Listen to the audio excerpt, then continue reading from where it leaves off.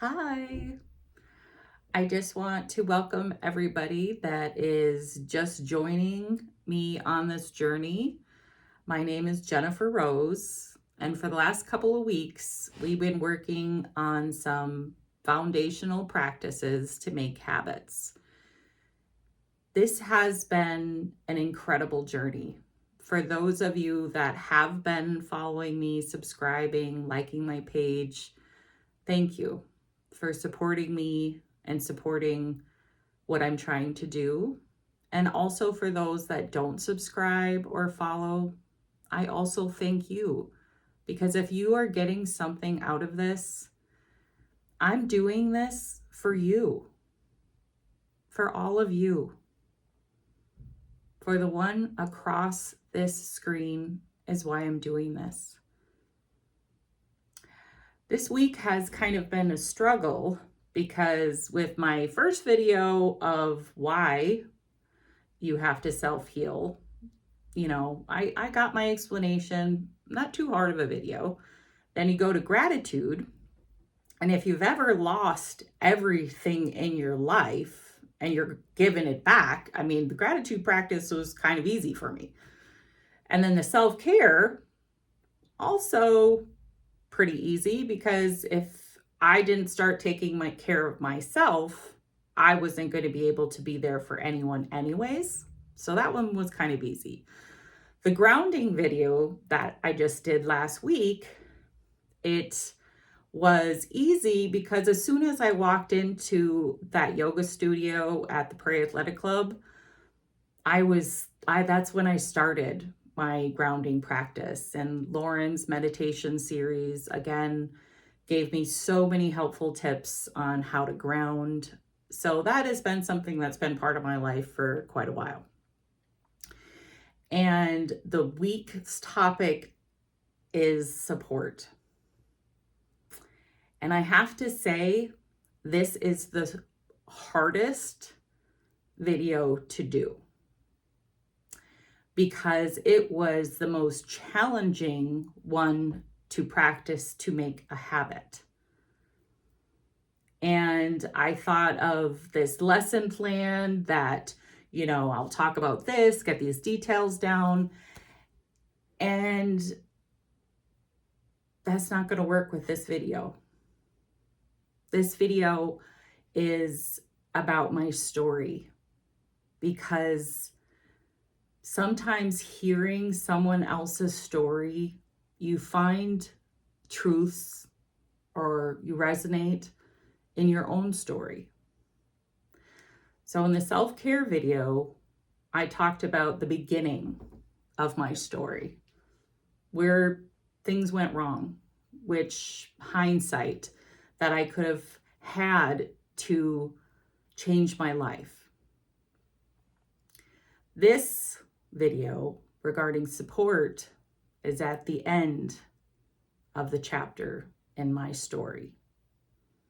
One chapter in my story, I put the end to it. On September 18th, I came out publicly to everybody that I've known throughout my life and told about the worst moment in my life. When I had my psychosis, which is basically the worst mental breakdown that you can have. And I wasn't doing it for anyone else. I was doing it for myself to be free of my narrative. That I could tell my story my way and I wouldn't have to repeat it unless I chose to. But I made the video and I walked away from my phone, grounded myself. That was a huge moment for me. And I came back to my phone. And you know what I found? I didn't find rejection. I didn't find people that are mean. I found people that loved and supported me. I found people that I haven't talked to in years come and say, I'm so proud of you, Jen. I'm here if you need me.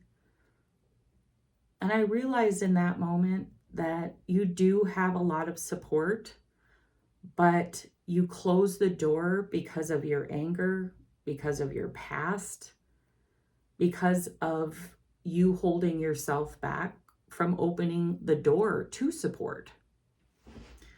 So I want to go to the end of my story. The reason why support is so important. You cannot self-heal without connecting, even if it's just one individual that sees you, hears you, and validates you. If you're a person that is all alone watching this video and feels so alone, then maybe you need to reach out to a professional. That could be a therapist, that could be a counselor, but you could also reach out to somebody that's had life experience and is in the other end. I will be opening up my business as a self-healing mentor to do one-on-ones. And I'll talk about that later after this practices to make habits is done, because this, right, what I'm doing is the most important. So to the end of my chapter and why support is so important. I had this experience, this one that I can't explain and I won't hear, but I ended up outside of my garage, handcuffed in the back of a car. And if you've ever had handcuffs on you, it is a feeling of your freedom is gone.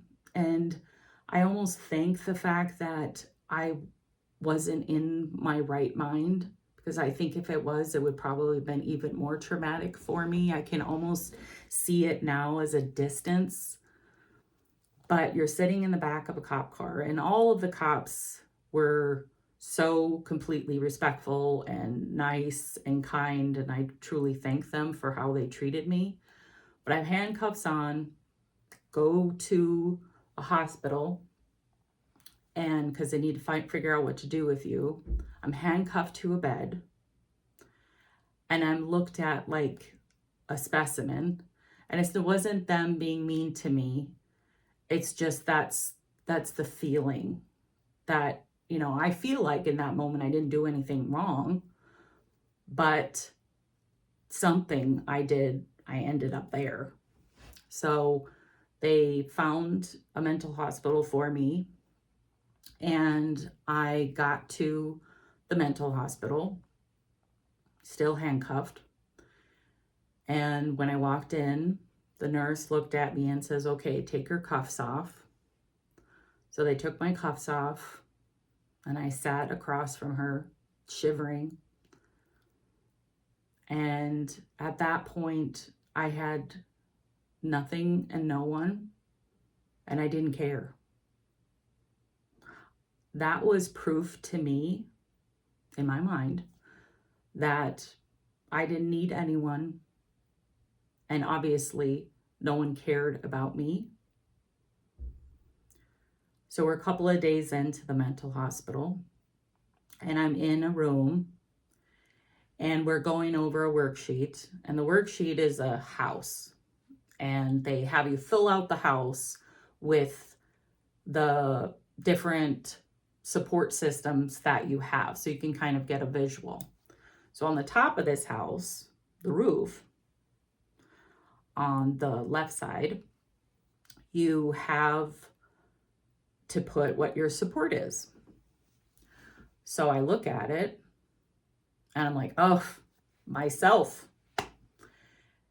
And everybody's going around saying who their support system, and they're naming their mom, their spouse, their family, their friends, maybe it's a coworker, and they're all going around the room. And these are people that I'm talking to at a mental hospital. They are at their darkest days too, and they all have support. Yes, they're having troubles right now, but they have support. And I was looking at them and I was like, you can't have anyone support you. You support yourself.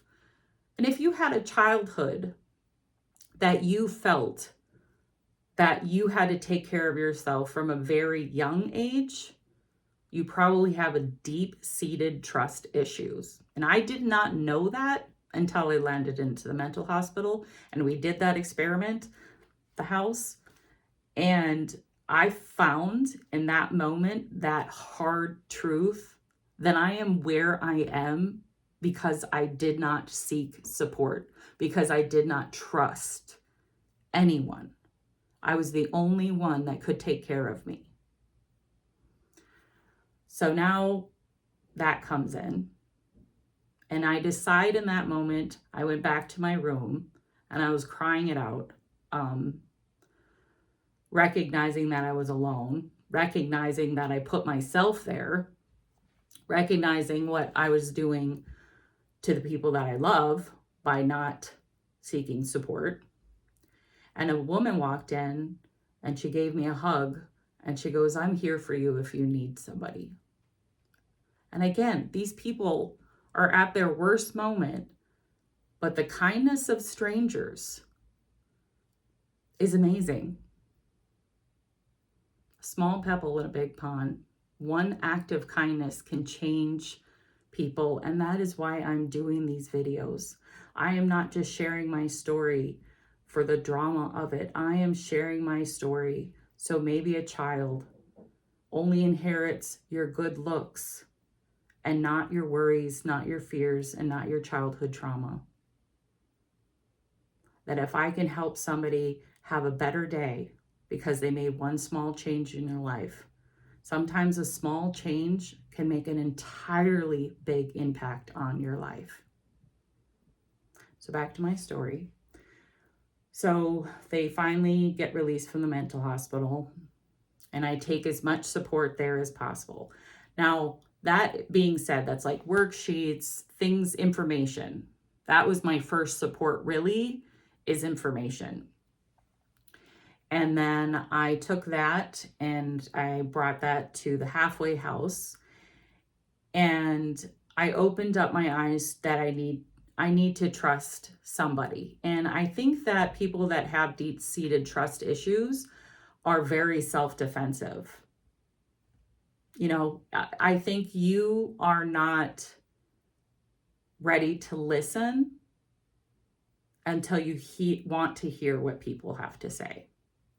You have to be ready. And I was ready. I was a motivated human. I was going to get my stuff together and I was going to get support. So the people at the halfway house were some of the most amazing people because, you know, each individual has something different to offer you with regards to support. But they were honest with me. And I think if you're looking for an advocate in your life, they have to see you, they have to hear you, they have to validate you. But most importantly, they have to be honest with you. And that is my last practice to make habit, is honesty. So that will be next week. So we'll go into details there. But they were honest with me. And in doing so, fundamentally changed how I viewed myself, how I viewed others, how I started to recognize that I was 100% of the problem. Because here's the thing, can I blame other people for literally at my darkest days abandoning me? Could I say that my parents didn't do a great job? I have a million excuses, but what does that get me? Does that get me in my car driving, or does it make me stalled on the road? Unless we take 100% control, because number one truth that we talked about in the last video, we can only control ourselves. So until we are ready to 100% blame us for the situation we're in, we can't change it. And here's the wonderful thing about that too, is when you are completely honest with yourself, you start trusting yourself, because your number one support system is still you. You are the one that has to solve your problems. If you're going to other people for all the answers, then how are you going to develop your own way of thinking? It is like a teacher giving the answers to all of the tests. You don't really learn anything. You're just copying, pasting. You have to be your number one support. But once you trust yourself, once you're honest with yourself, if someone does confront you with their truth, you will know yourself well enough to say, you know what? I thank you for your honesty, but I believe that you're wrong. And you have the right and authority to be able to do that. So to finish up my story, I finally got out of the Hay House. My husband picked me up, and I had my therapist, and she was my first step, was professional. And I opened up to her. I had a therapist before my mental breakdown, but I garbage canned her.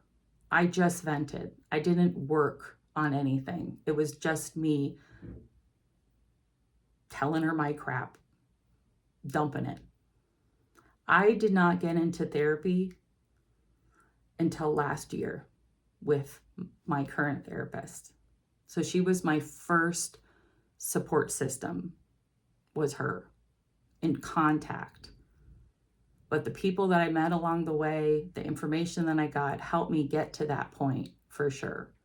And then my husband, I opened up to him and started to trust him as well. And we both needed to build trust together to support each other. And again, an advocate in your life is going to see you, hear you, validate you, and also be honest with you. And we can have a number of cheerleaders in our life. All of you that are here, you're supporting me. And I hope in a way I am supporting you too. So I don't have any homework this week. What I want you to do, and the reason that I'm bringing this video early, is because I believe that you are not alone. Support is out there. If you are struggling, go talk to a professional. They are 100% for you. Personal people that are your advocates, you are there for each other. And it doesn't mean that you could be struggling and somebody else could be helping you, but you have to have a balanced relationship. And when you do get personal support, qualify that support. Look at what's going on in their lives. Can they truly be able to hear you, see you, and validate you without filtering through their own stuff that they have going on? I always, before I talk to anybody, before I vent or ask for advice, I say, hey, I would like to run something that I'm struggling with you. Are you available mentally to be able to hear me? And the people that are your advocates say yes or they say no. And if they say no, I do not get offended. I honor that because they are honoring me and they're honoring themselves.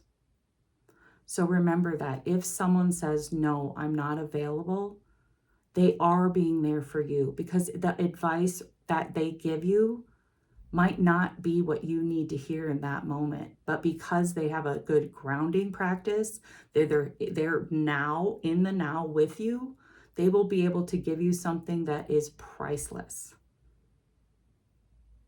So I leave you with these words. You are not alone. Support is there.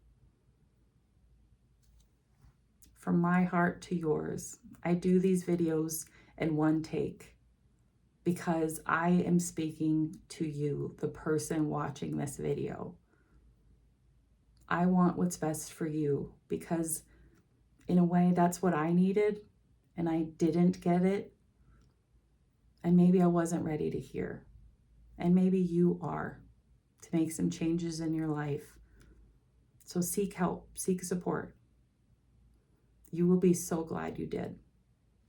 Bye, my beautiful souls. See you next week for honesty. Bye.